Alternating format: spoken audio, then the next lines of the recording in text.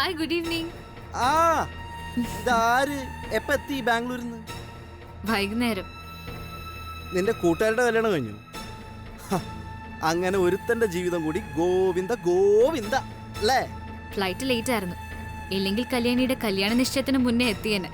ആ അത് വലിയ ഉപകാരമായി. അതുകൊണ്ട് നിശ്ചയം ഗ്രാൻഡ് ആയിട്ട് അങ്ങോട്ട് നടന്നു. എന്ത് അരവിന്ദ് എപ്പോഴും ഇങ്ങനെ നെഗറ്റീവായിട്ട് ചിന്തിക്കുന്നേ? കല്യാണിയുടെ കല്യാണം കഴിഞ്ഞാലല്ല നമ്മുടെ കല്യാണം നടക്കൂ. അങ്ങനെയുള്ളപ്പോ ഈ കല്യാണം എത്രയും വേഗം നടക്കണമെന്നല്ല ഞാനും ആഗ്രഹിക്കൂ. അതെന്താ നീ ആലോചിക്കാത്ത?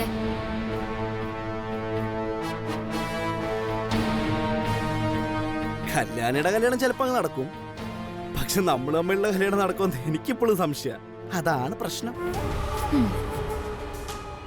എന്നാലേ അത് പ്രശ്നമാക്കണ്ട. നീ ആവശ്യമില്ലാത്ത കുഴപ്പങ്ങൾ ഉണ്ടാക്കാതിരുന്നെങ്കിലേ ഇപ്പൊ നമ്മുടെ കല്യാണം കഴിഞ്ഞ് നമ്മൾ ഹണിമൂൺ ആഘോഷിക്കുമായിരുന്നു. അതെ, മനസ്സിന് ഇഷ്ടപ്പെട്ടവരെ കെട്ടി സന്തോഷത്തോടെ പോകുന്നതാണ് ഹണിമൂൺ. ഞാനും കൂടെ പോയിരുന്നെങ്കിലേ അതിന് ശനിമൂന്ന് വിളിക്കേണ്ടി വന്നേനെ. നീ ഒന്ന് പോയി തരൂ, എനിക്ക് കിടന്ന് ഉറങ്ങണം. എന്തിനാ എപ്പോഴും നീ എന്നെങ്ങനെ ഒഴിവാക്കുന്നത്? 2 ദിവസേ ബാംഗ്ലൂരിൽ നിന്നുള്ളെങ്കിലും നിന്നെ പിരിഞ്ഞ ഓരോ നിമിഷവും എനിക്ക് സഹിക്കാവുന്നതിന് അപ്പുറമായിരുന്നു. അതറിയോ നിനക്ക്? ഒരു കാലത്ത് ഈ പ്രണയം എന്ന വികാരത്തോടെ എനിക്ക് വെറുപ്പായിരുന്നു. പക്ഷെ നിന്നെ കണ്ട ശേഷം, നീയുമായിട്ട് അടുത്ത ശേഷം, ഇന്ന് അതിനെ ഞാൻ നെഞ്ചോട് ചേർത്ത് വെച്ചിരിക്കുക. ഇനിയെങ്കിലും നീ അതൊന്നും മനസ്സിലാക്കണം പ്ലീസ്. അതും വിശ്വാസമായില്ലെങ്കിൽ നീ പറ. നീ പറയുന്നത് പോലെ ഞാൻ പെരുമാറാം. പറയേ, നിന്റെ ഇഷ്ടം കിട്ടാൻ ഞാൻ എന്തും ചെയ്യാൻ തയ്യാറാ. നീ പറഞ്ഞാ മതി.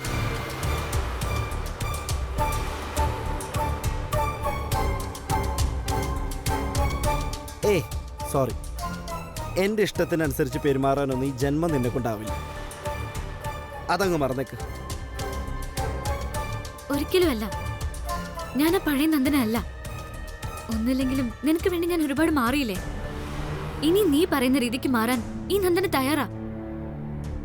ഏയ് ഇതതുപോലൊന്നുമല്ല. ഞാൻ പറഞ്ഞില്ലേ, ഞാനിപ്പോ ആവശ്യപ്പെടുന്ന പോലെ പെരുമാറാൻ നിന്നെ കൂടെ പറ്റില്ല. നീ പോയി കിടന്നുറങ്ങ്. Good night.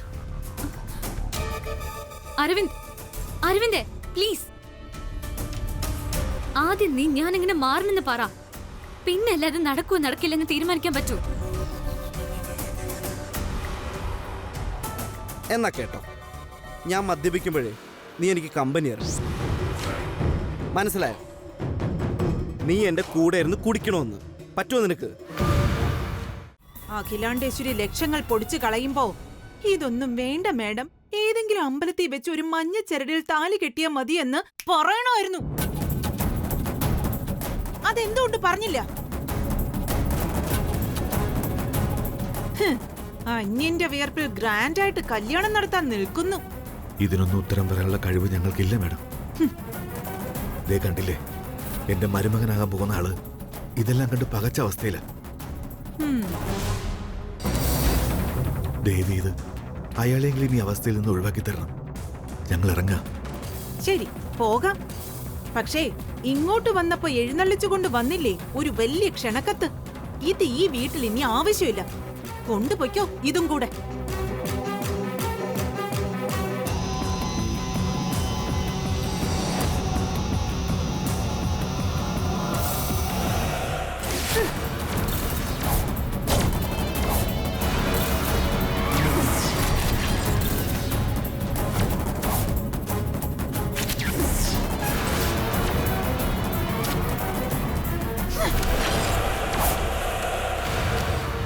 വിലാസിനി,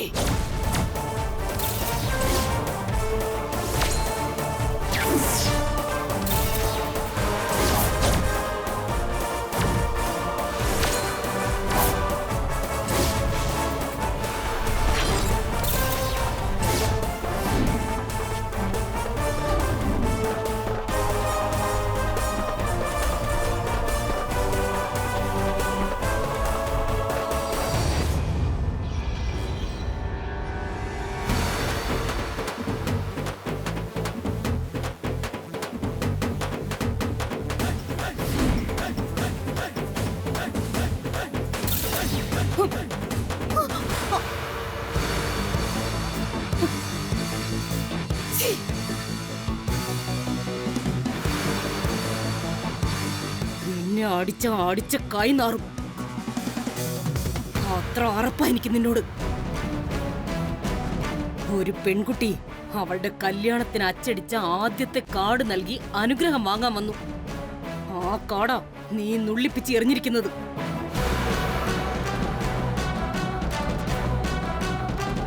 നീ ഒരു പെണ്ണിനെ പ്രസവിച്ച സ്ത്രീയല്ലേ, അതോ വെറും മൃഗമാണോടി? മൃഗം. നോക്ക്, ഈ തൃച്ചംബരത്തിൽ ലൈസൻസ് ഉള്ള തോക്ക് 2 എണ്ണം ഉണ്ട്. അതെടുത്ത് നിന്റെ ഈ നെറുകയിൽ ചൂണ്ടി കാഞ്ചി വലിക്കാൻ അറിയാഞ്ഞിട്ടല്ല. സഹദേവൻ നിന്റെ കഴുത്തിൽ താലി കെട്ടിപ്പോയി. ആ ഒരു ഒറ്റ ഔദാര്യമാ ഇപ്പൊ നിന്റെ ജീവൻ ബാക്കി നിർത്തുന്നത്. അയ്യോ വീട് ആന്റി, കൈ നോവുന്നു. വീട് എന്നെ വിടാൻ. എന്നെ എങ്ങോട്ടാ പിടിച്ചു വലിച്ചോണ്ട് പോന്നേ? ആന്റി കാര്യം പറ. കാര്യം പറഞ്ഞാലേ നീ വരുള്ളൂ. വാടി ഇങ്ങോട്ട്, ഒരു സ്ഥലം വരെ പോകാനുണ്ട്. അയ്യോ സ്ഥലത്തൊക്കെ പോവാം, പക്ഷെ ഞാൻ പുട്ട് തിന്നോണ്ടിരിക്കുന്ന കണ്ടില്ലേ? അത് തിന്നു തീർക്കാൻ സമ്മതിക്കാത്ത എന്താ? അവളുടെ ഒരു പൊട്ട്. നീ കുറെ നേരം കൊണ്ട് തിന്നുന്ന കണ്ടല്ലോ. ഇതുവരെ തീർന്നില്ലേ നിന്റെ തീറ്റ? കൊറേ നേരമൊന്നും ഇല്ല, ആകെ 1.5 കുറ്റി പുട്ടേ തിന്നുള്ളൂ. അപ്പോഴാ ആന്റി പിടിച്ചു വലിച്ചോണ്ട് വന്നേ. 10 മിനിറ്റ് കഴിയുമ്പോഴേ എനിക്ക് ഇനി വിശക്കും. ഈ തീറ്റപ്രാന്തിയെ വെച്ച് ഓരോന്ന് പ്ലാൻ ചെയ്യുന്ന എന്നെ വേണം ചാട്ടവാറിന് അടിക്കാൻ. അതെ, വരാൻ വലിയ ബുദ്ധിമുട്ടാണെങ്കിൽ നീ എങ്ങോട്ടാന്ന് വെച്ചാ പോയി തൊലയേ. ഓടി പോകാൻ.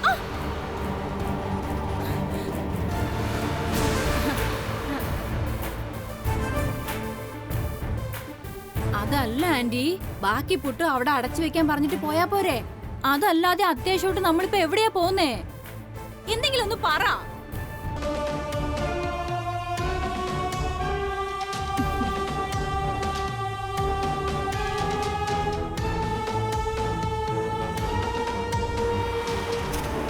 അല്ല, ഈ സാർ ഏതാ? ഇതെന്റെ ഹസ്ബൻഡിന്റെ ചേട്ടന്റെ മോനാ. ആ,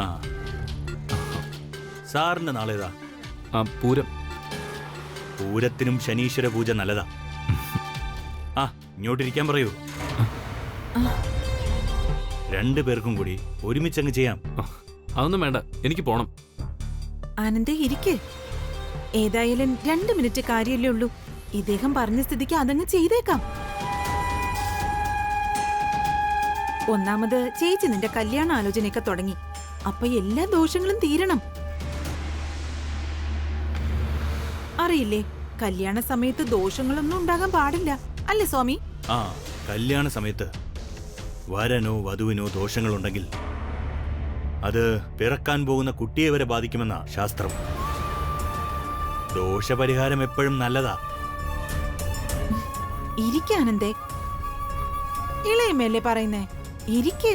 അത് വേണ്ട ഇളയമേ, ജയന്തിയുടെ പൂജ നടക്കട്ടെ, എനിക്ക് പിന്നൊരിക്കലാവാം. ആ, അത് ശരിയാ. ഇളയമ്മ പറഞ്ഞതുകൊണ്ടല്ലേ ആനന്ദ് ചെയ്യാത്തത്. ഞാനതങ്ങ് മറന്നു. ഇളയമ്മ ഒരിക്കലും അമ്മയ്ക്ക് തുല്യാകില്ലല്ലോ. അഖിലേച്ചി പറഞ്ഞിരുന്നെങ്കിൽ ആനന്ദ് പൂജയ്ക്ക് ഇരിക്കുമായിരുന്നു എന്ന് എനിക്കറിയാം. അല്ലെങ്കിലും അത് എപ്പോഴും അങ്ങനെ. ഇളയമ എന്തിനെങ്ങനെ ഫീൽ ആവുന്നത്? ആനന്ദിന്റെ നന്മയ്ക്ക് വേണ്ടിയല്ലേ ഇളയമ്മ പറഞ്ഞത്. എനിക്കെന്റെ മോനെ പോലെയല്ലേ ആനന്ദ്. അതെന്താ ആനന്ദ് മനസ്സിലാക്കാത്തെ? ഞാൻ നിന്റെ നന്മയാ കരുതിയത്. ഇത് ചെയ്തതുകൊണ്ട് ഒരു ദോഷമൊന്നും നിനക്കില്ലല്ലോ, ഉണ്ടോ? ശരി, വിഷമം വേണ്ട. ഇളയമയ്ക്ക് വേണ്ടി 2 മിനിറ്റ് ഇരിക്കാം. ആ,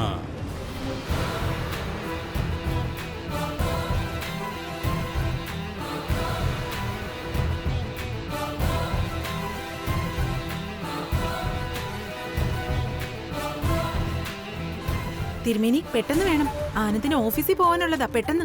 ആഹാ, ശരി ശരി, തുടങ്ങിയല്ലേ ഉള്ളൂ, ഇപ്പൊ തീരും.